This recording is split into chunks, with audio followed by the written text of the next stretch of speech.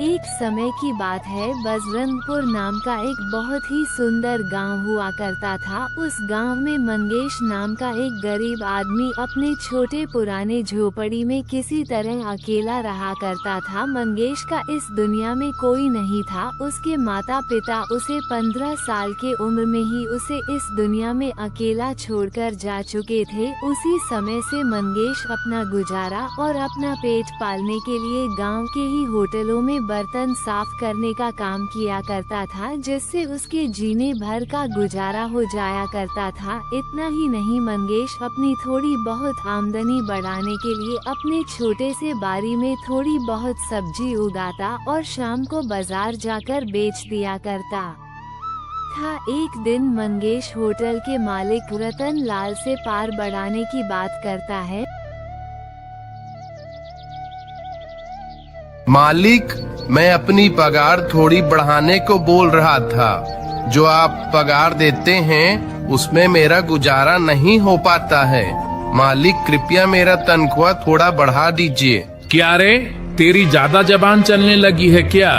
तुझे 250 रुपये ही मिलेंगे महीने के। तू क्या चाहता है? 2-4 बर्तन साफ करने के मैं तुझे 1000 रुपये दूंगा क्या?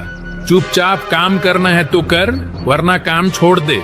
मालिक, मैं 1000 नहीं मात्र 50 रुपये बढ़ाने को बोल रहा था। अरे मैं समझ गया हूँ, तुझे काम नहीं करना है। चल निकल यहाँ से गरीब, जाके भीख मांग रास्ते पर। मैं तुझे काम से निकाल रहा हूँ। और सुनो गाँव वालों, अगर इस भिखारी को किसी ने भी काम देने की जरूरत की तो मैं उसे नहीं छोड़ूंगा। मंगेश चुपचाप सारी बात सुनता है और किसी को कुछ नहीं बोलता है। उसकी नौकरी जा चुकी थी।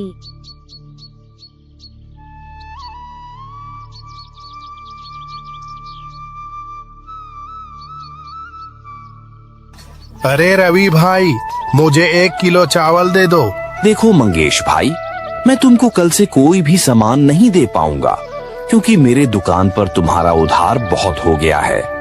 अब मैं इससे ज्यादा और कर्ज नहीं चढ़ा सकता। मेरी भी तो मजबूरी है, मेरे भी बाल बच्चे हैं, मेरा परिवार है।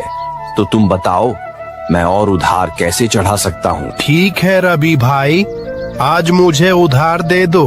कल से मैं उधार लेने नहीं आऊंगा। रवि मंगेश को 1 किलो चावल दे देता है। मंगेश चावल लेकर अपने घर चला जाता है। ऐसे ही देखते 2-3 दिन बीत जाते हैं।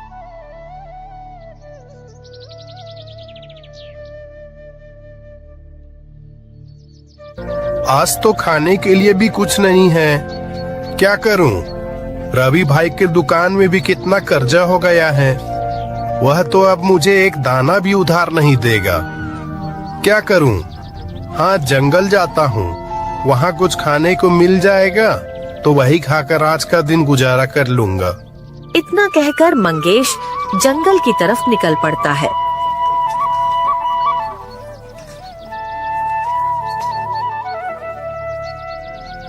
मंगेश पूरा जंगल घूम लेता है, लेकिन उसे जंगल में एक भी फल फूल नहीं मिलता है। फिर मंगेश भूखा प्यासा परेशान होकर एक पेड़ के नीचे बैठ जाता है।